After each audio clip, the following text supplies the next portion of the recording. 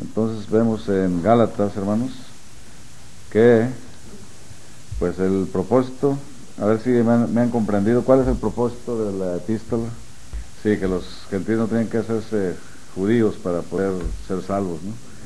Había falsos maestros en los tiempos de los Gálatas que los habían inducido a observar la ley. Eso se le llamó maestros judaizantes. Entonces, vamos a dividir este libro, ¿verdad?, en 3 partes. Ahí tenemos arriba la división, un bosquejo breve.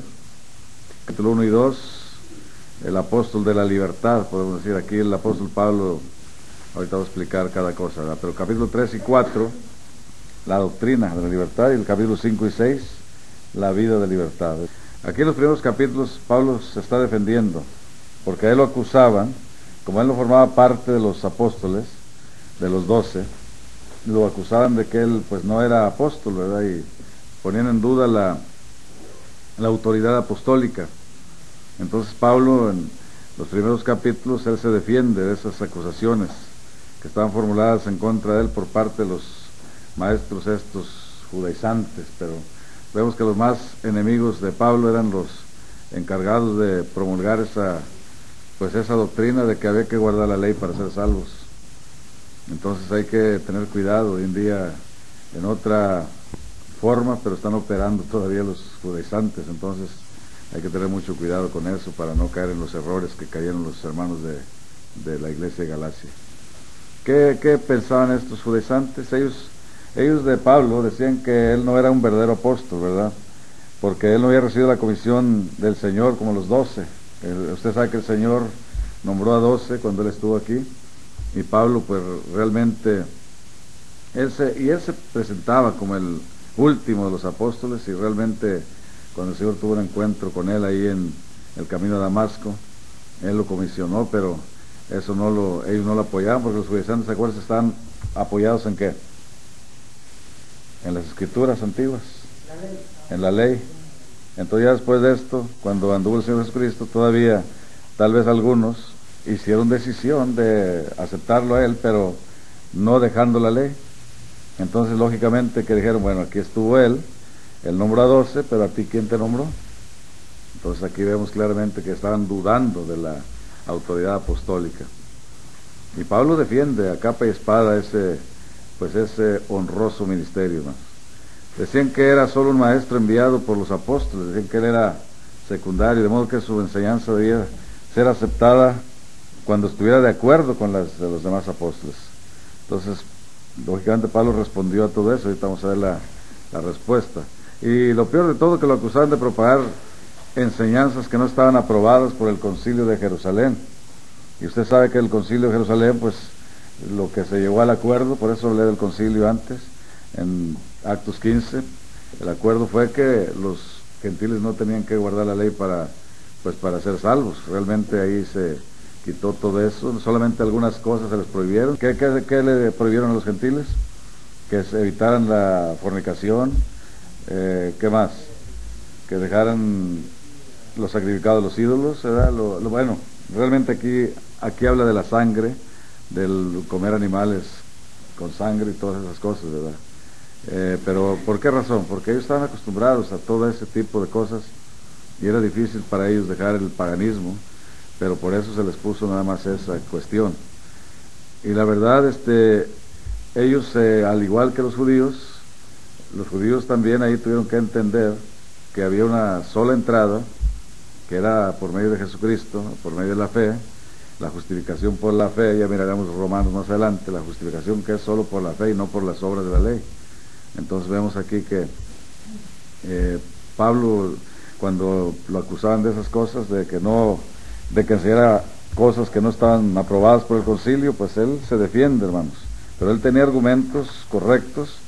En el primer versículo de la epístola, hermanos, él da énfasis a su comisión divina. Mire, Pablo dice, apóstol no de los hombres, sino, dice, ni por hombres, sino por quién, por Jesucristo. Eso es importante, hermanos, y por Dios el Padre, que lo resucitó entre los muertos. Y realmente así es, hermanos. Y hay que ver que el llamamiento lo da el Señor, y lo da a hombres todavía, pero hay hombres que no acuden. Hay otros que se ponen a predicar. Tan es peligroso rehuir el llamamiento como lo hizo Jonás, como tan peligroso es ir donde Dios no nos llama, ¿verdad? Las dos cosas son peligrosas, por eso hay que estar bien seguros. Y el apóstol Pablo tenía una certidumbre de que él había sido llamado por el Señor. Usted la primera cosa que tiene que entender es eso, ¿verdad? Si es Dios el que lo puso a prepararse para el ministerio, qué ministerio le ha dado. Y si es Dios, usted puede decir como Pablo, no de los hombres, ni por hombres, sino por Jesucristo. Entonces él estaba seguro, y aquí en el versículo 1, ¿verdad?, de la carta da énfasis a esa comisión como apóstol. Después él saluda a los creyentes, ¿verdad?, y dice: todos los hermanos que están conmigo en las iglesias de Galacia, gracia a vosotros y paz de Dios el Padre y nuestro Señor Jesucristo. Él saluda a la iglesia. Y acuérdese, aquí en esta carta, a diferencia de las otras, hay una ausencia de acción de gracias.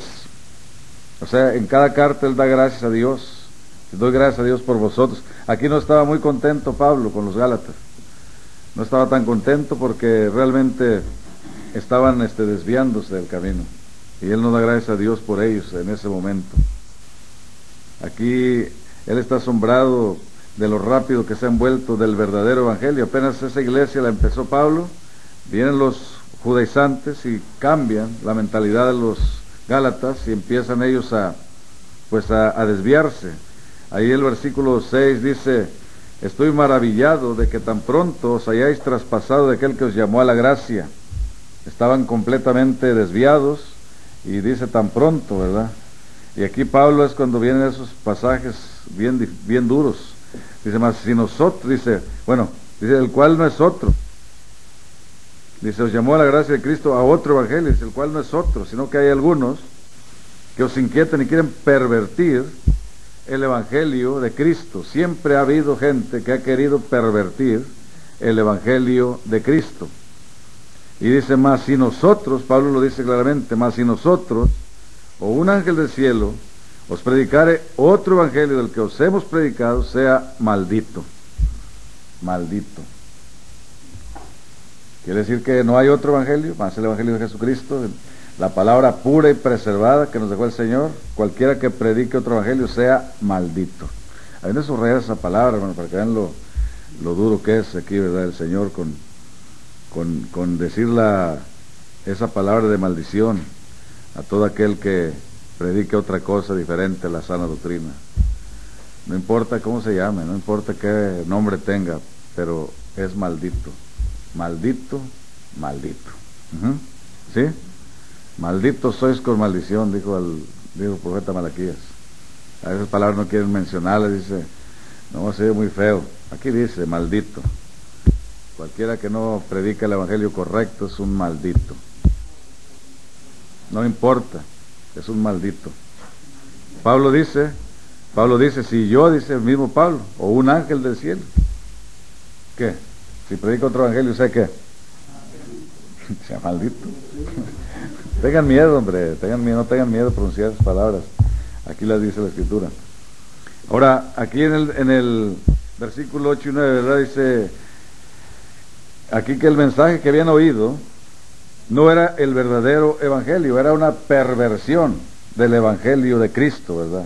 Como hay tantas hoy en día, hay muchas perversiones del evangelio de Cristo, así como en aquellos tiempos había. Y dice, sobre quienes prediquen un evangelio diferente, aquí él pronuncia una maldición, versículo 8 y 9.